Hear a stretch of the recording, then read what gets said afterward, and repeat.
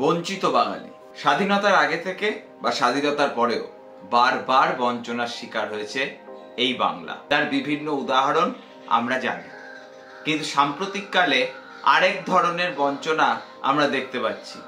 ভাবছেন তো কোন বঞ্চনা? বিজেপির কেন্দ্রীয় নেতৃত্ব বা নরেন্দ্র মোদীর ভালোবাসা থেকে বঞ্চিত হচ্ছে বাংলা। এক্ষুনি আপনি বলবেন, কি বলছেন দাদা? নরেন্দ্র মোদী এইখানে ভোটের সময় কার্যত টেলি প্যাসেঞ্জারি করেন। তার হৃদয় কেঁদে ওঠে বাংলার জন্য, বাংলার নিপীড়িত গরিব খেটে খাওয়া মানুষের জন্য নরেন্দ্র মোদীর বুক কেঁপে যায়। তার ভালোবাসা থেকে বাংলা কিনা বঞ্চিত? দূর, কি যে বলেন। হ্যাঁ, আপনাদের কথাগুলো সত্যি, কিন্তু আসলে কাজে আর কথার মধ্যে তো ফারাক থেকে যাচ্ছে, তাই না? আমরা কি দেখছি?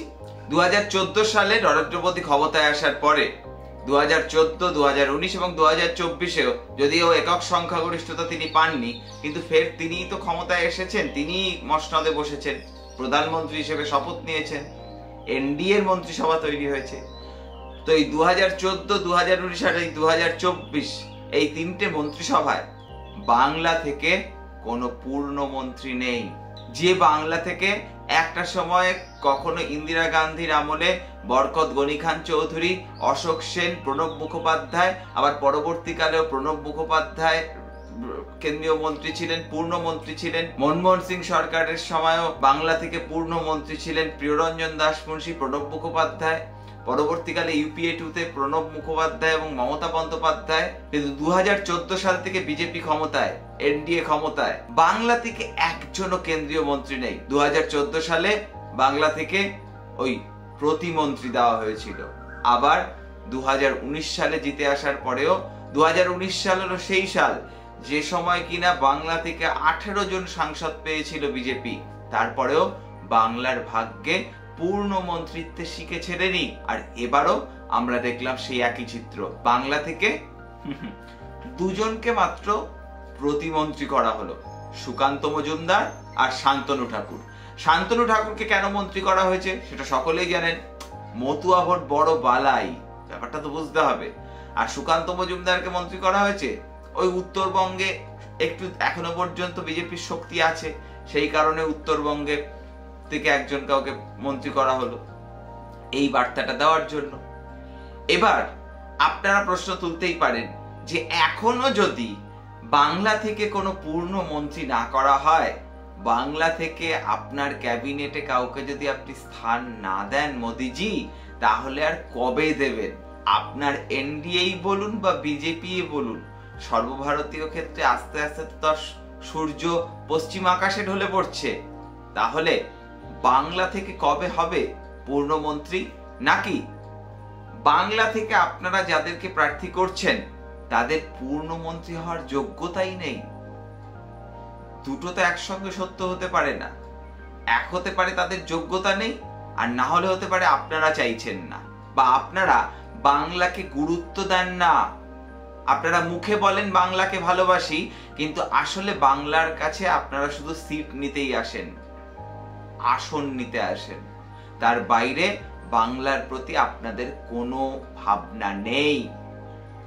এবং এই মুহূর্তে আপনারা যখন নিজেদের যে শক্তিশালী দুর্গ এতদিন পর্যন্ত ছিল সেই গোবলয়ে ধাক্কা খেয়েছেন, তাই আপনারা গোবলয় নিয়ে বেশি ব্যস্ত হয়ে উঠবেন।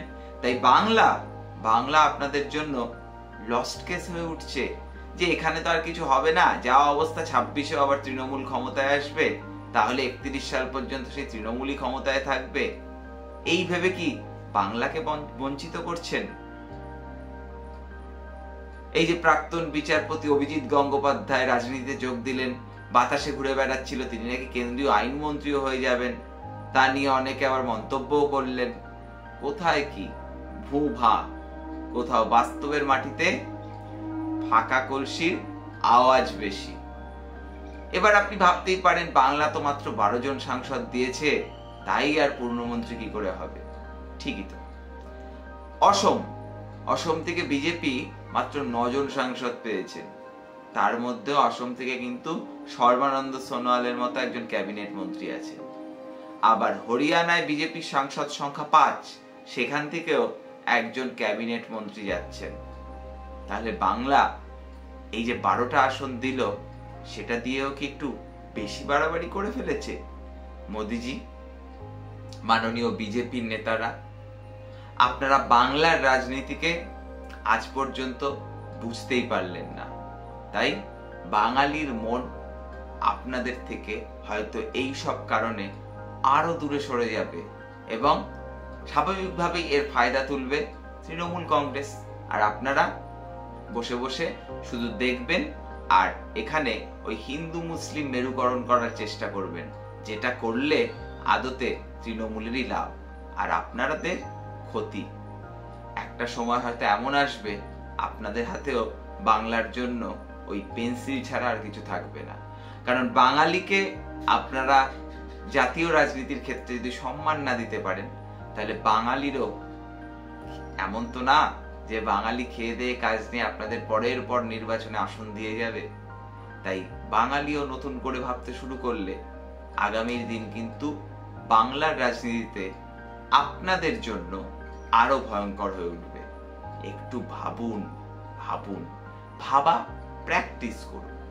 আজকের এপিসোড যদি মনে হয়ে থাকে যথার্থ কারণেই হয়েছে, তাহলে লাইক করে দেবেন।